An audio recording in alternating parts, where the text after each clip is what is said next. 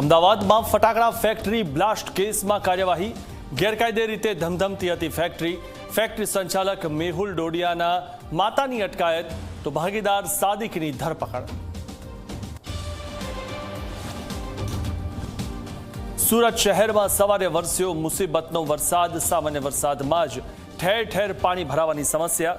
VIP road, Bhestan road સહિતના વિસ્તારોમાં રહીશો મુશ્કેલીમાં મુકાયા। ખાડીમાં પણ પાણીનું લેવલ ભયજનક સપાટીને પાર। અમદાવાદ શહેરમાં ચાલતા વિકાસ કામો મંથર ગતિએ ચાલી રહ્યા છે। વરસાદી માહોલ વચ્ચે નિર્માણાધીન વિકાસ કામોથી જનતા પરેશાન। કામગીરી જલ્દી પૂર્ણ કરવા ઉઠી માંગ।